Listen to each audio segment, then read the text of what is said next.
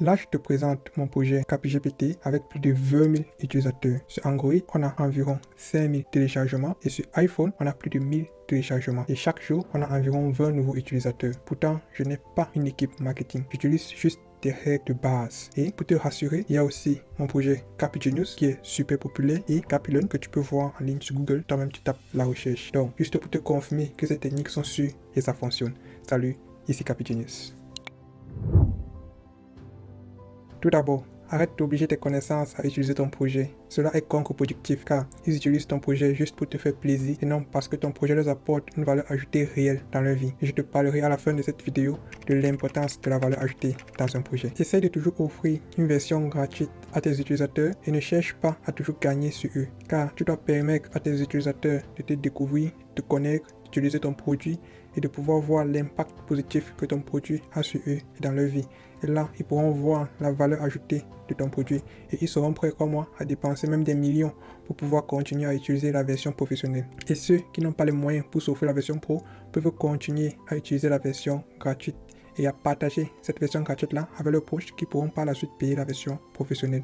Et là, on se retrouve dans une situation gagnant-gagnant où toi tu gagnes, tes utilisateurs gagnent et crois-moi, tu seras très heureux de savoir l'impact positif que ton produit apporte dans la vie des autres, même si ça ne te rapporte pas directement de l'argent, car crois-moi, ça te rapportera toujours indirectement. Fais un projet qui te passionne.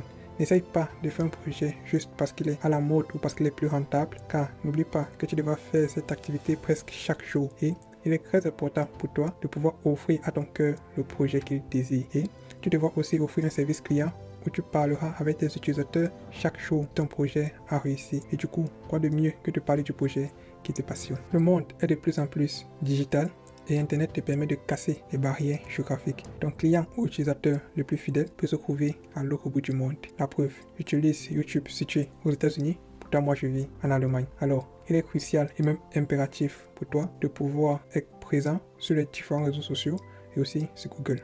En ce qui concerne Google, tu dois avoir un site web professionnel. Et dans une autre vidéo, je te montrerai comment créer un site web professionnel facilement. Et en ce qui concerne les réseaux sociaux, tu dois avoir un compte sur LinkedIn, YouTube, Instagram, TikTok, bref, les plateformes qui te passionnent le plus et où tu sais que tes utilisateurs utilisent aussi, car la finalité, c'est de pouvoir capturer ta cible qui sont tes utilisateurs.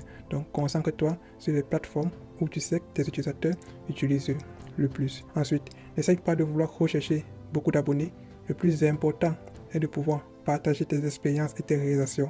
Et là, tes abonnés et tes utilisateurs te découvriront naturellement. Tu n'as pas besoin de te casser pour cela. La preuve, CapGPT a plus de 20 000 utilisateurs.